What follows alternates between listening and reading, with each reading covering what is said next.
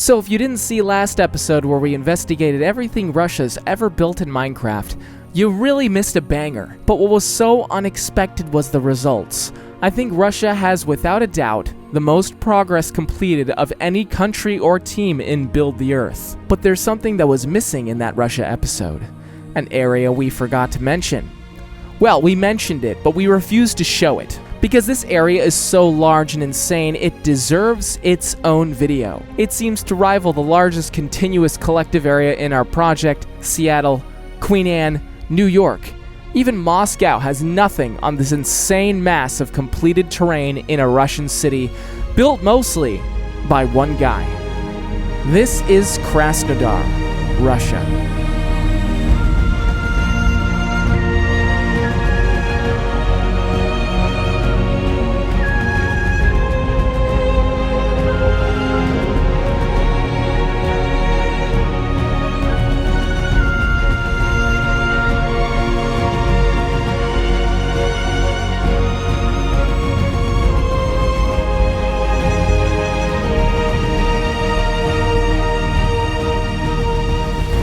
The absolute legend behind this project didn't do it entirely alone. He had help. Among those are Peter T, who builds his neighborhood in the region of Komsomolsky. There's also Podiva 2008, who has built the Moscow microdistrict and some interesting buildings, including progress on the Krasnodar airport. The rest of the builders who have helped are Klamushka, Hleb, Zuvs, and Axioman, respectively, who have helped build approximately 10% of what you're seeing. But 90% of Krasnodar was built by one man.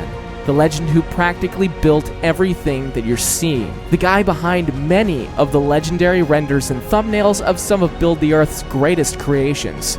PippenFTS. Many of you may know of Mindfact, the genius behind the New York system, making it our largest, most successfully completed continuous map in Build the Earth. Mindfact actually started on his system months before I had launched the project, so with his build system being ready and joining the project right away, New York was able to see substantial progress. And I'm hearing about this for the first time, but there was actually one other BTE member who had begun ambitions of building the Earth in Minecraft prior to me launching this project. Kerfane's first attempt at building Krasnodar originates in 2018, before the projection, before the Terra 1-to-1 mod, before any of this. As he describes it, the model of the city was horrible, but the video gained some notoriety and exists as one of the attempts at a city on Earth, 1-to-1 scale that predates our project. Then we launched and he began progress anew on the map that you're seeing now in 2020 when friends of his invited him to our project and Build the Earth. Since then, he's been building Krasnodar. Krasnodar was founded by the Cossacks. There's historical contention about exactly where the Cossacks originated from. Some historians theorize a mixed ethnic origin of East Slavs, Turks, and Tatars. Others think they're just from the native Kumans of Ukraine who lived there long before the Mongolian invasions. The Mongolian invasions really fucked everything up.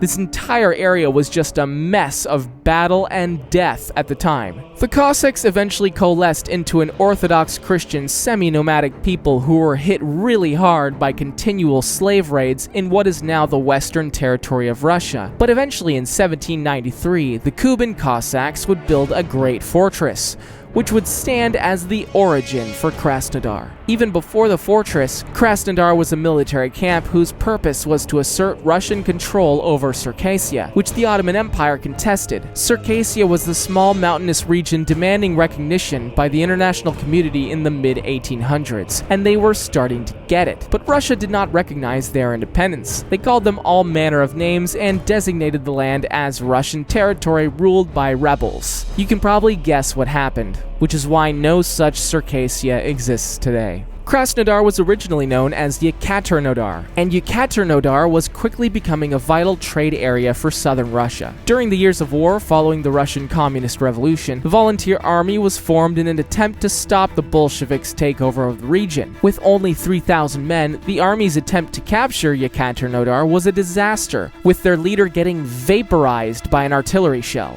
Eventually, the army coalesced into a force of 30,000 men and received assistance from Great Britain, France, and the United States, and they eventually took the city in 1918. But the Red Army's counteroffensive in 1919 couldn't be stopped, and the army was decisively defeated, its remnants being evacuated to Crimea in 1920. Why did the Volunteer Army lose? There was more than enough sentiment within Russia, and specifically Krasnodar, to lend to their cause due to the raucous nature of the Bolshevik Revolution. The only thing the Volunteer Army was selling, ideologically, was not the Bolsheviks. Given the infectious nature of the Bolshevik ideology at the time, this simply was not enough, as Krasnodar, all of Russia, and eventually many neighboring countries fell under the Iron Curtain. The Soviet famine of 1932 to 1933 had Krasnodar lose 15% of its population to starvation. Even worse, in World War II, the Germans took the city with the Gestapo and the SS killing thousands of Jews and communists. Even before war's end, Russia started conducting trials for members who colluded with the Nazis,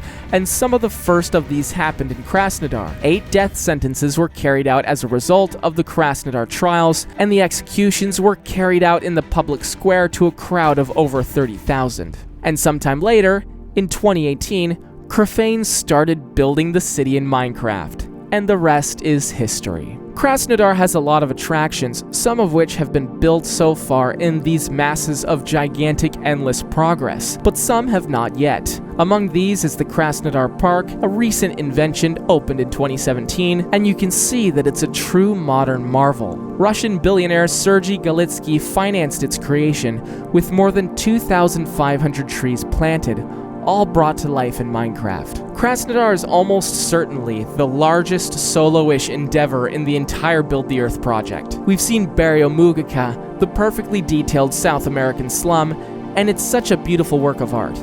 But the progress here in Krasnodar is definitely larger. It blows away my area in Queen Anne, my cluster of 100 skyscrapers in Seattle.